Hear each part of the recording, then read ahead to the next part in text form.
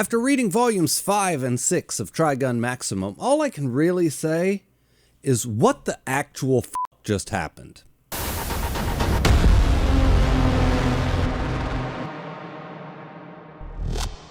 As much as I love this manga, and I do love this manga, between the chaotic action that is not drawn in a way that is immediately apparent what is happening on the page, and the absolute insistence on this being told in a non-linear storytelling fashion, it can be very difficult to keep track of exactly what is happening at any given time.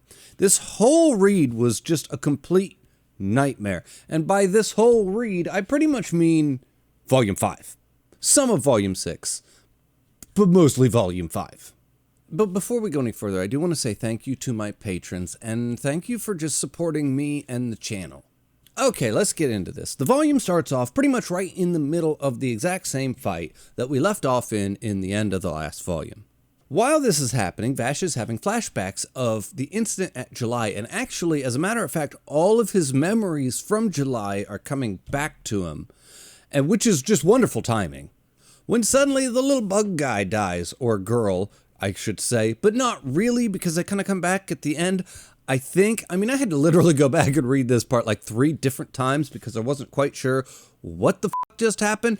Like, as far as I can tell, it looks like she was killed by the other bad guys like this guy and the saxophone guy, but I thought they were friends, so why would they kill their buddy? And then to add confusion, the saxophone guy even says, from here on out, this is a members-only thing. But I was under the impression that they were all gung-ho guns, so doesn't that mean that she's a member, so she should be included in the members-only thing? I don't understand. It doesn't make any sense. But she's dead. For like a second, anyway. Anyway, we get Vash going to get Meryl and fighting the one guy, and Wolfwood going off and having a one-on-one battle with the saxophone guy. And let's just be honest, Wolfwood's fight is way cooler than Vash's. Also, what the f*** is this gimp guy and the blind girl shit about? Where did that even come from? To be fair, by the end of it, I think I did figure out what the gimp guy and the little blind girl thing was about because it's peppered throughout the volume, albeit very lightly peppered, let's be honest, because that little blind girl only shows up 3 times in the entire volume, and you're supposed to piece this whole subplot together. The subplot being Vash killed her back in July, and this other guy's upset about it. You know, and that is layered in, mixed into the rest of the madness that was this volume. Let's not make this difficult to keep track of or anything. Also, speaking of July, we actually get the flashback to July in this, and we see Knives and Vash, and we see Knives activating Vash's gate, is what it appears to be called in this. I don't remember ever getting a name for it in the anime, at least not the OG anime that's kind of like, you know, where I come from in my perspective of this. Anyway, all of the flashbacks to July actually tie pretty tightly into what's happening in the present day, because in the present day, Vash is right in the middle of trying not to let his gate go off or activate. When suddenly Legato shows up, and the little bug girl comes back, but she looks entirely different now, so I'm just kind of assuming that that's the little bug girl, and it's the same person that just died like 10 pages ago. Let me know if I'm wrong, please. But that's the assumption that I'm moving forward with. And then we just get this massive standoff between all the remaining members that are left standing. And to be quite honest, I just love some of the art and the panels in this. And by this, I pretty much mean this entire section. Like, from just the shots of Vash struggling to maintain his arm from going off, and is it being drawn as an angel arm with feathers? And then other panels, it's being drawn as some weird horror movie looking nightmare fuel.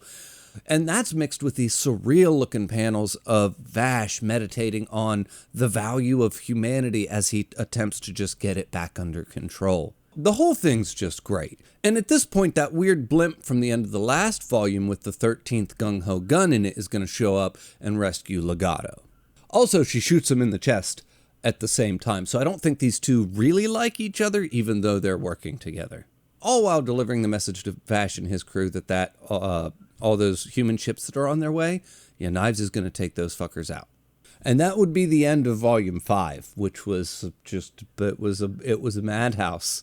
But anyway, moving on, now we get a whole section with basically Vash and everybody, and they're kind of recuperating and recovering after what just basically was like a 2-volume madness that they just had to go through. And we get a little bit of time focusing with Wolfwood as he struggles with everything that he's doing right now, because we see him actually holding a gun to Knives, getting ready to basically kill Knives. And this takes place immediately after, as far as I can tell, immediately after the events of the original Trigun run.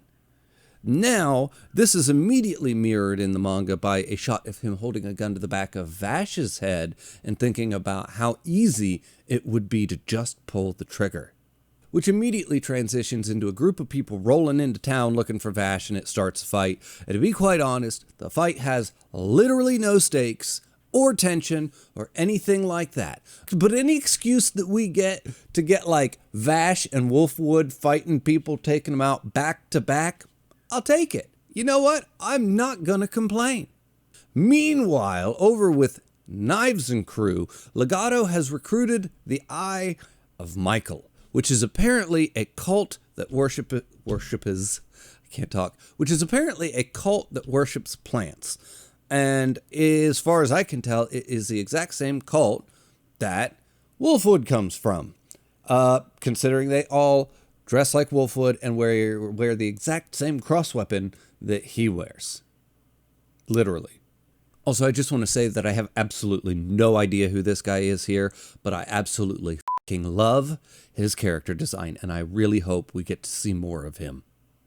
Also at this point, Knives and his little scientist buddy go to visit a dying plant.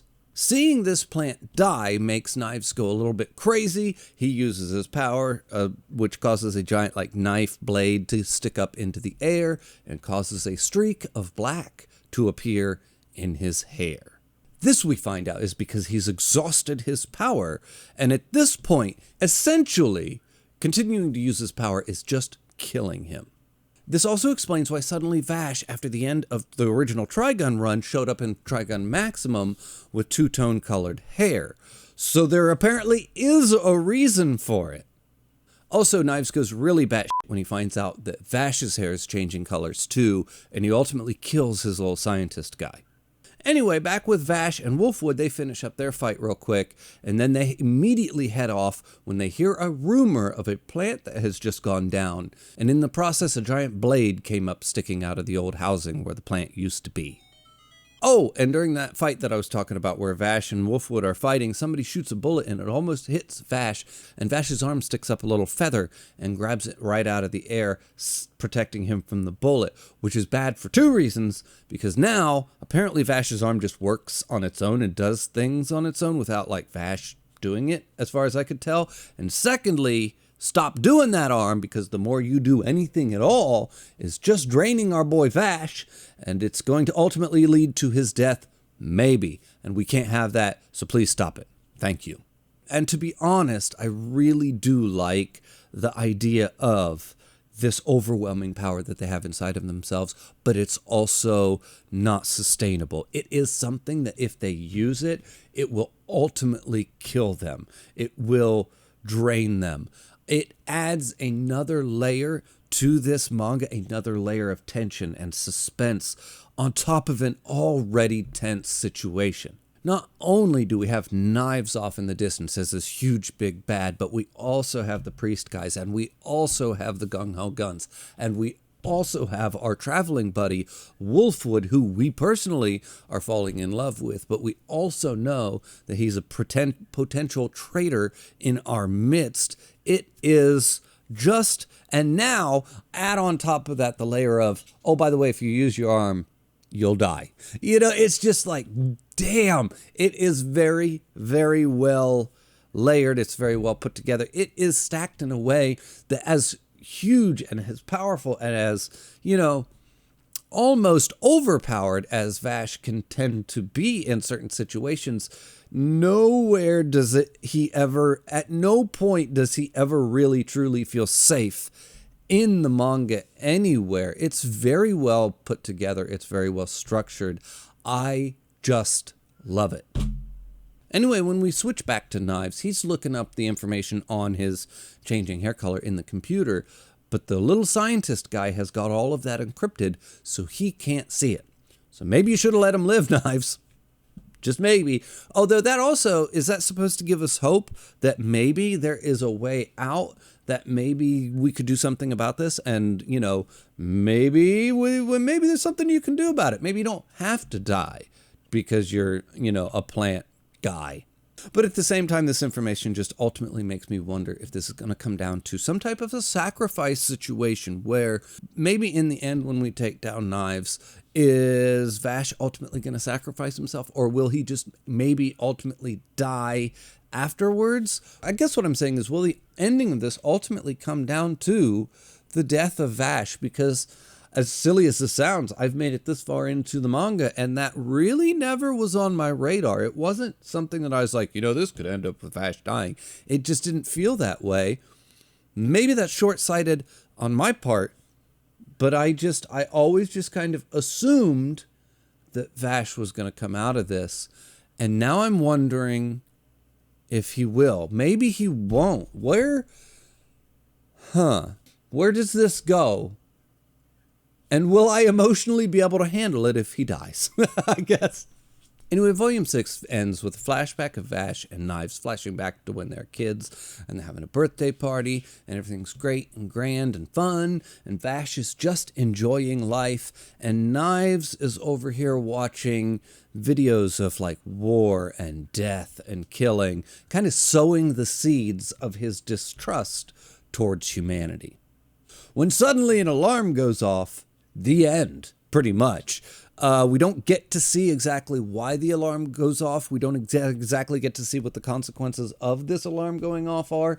The volume just kind of cuts off there after that. So we'll see in the next one exactly what's going to happen in this situation where the alarm goes off. But it wasn't the one that Knives set off, so I'm not entirely sure what's going to happen here, or just how important this will end up being. We'll find out.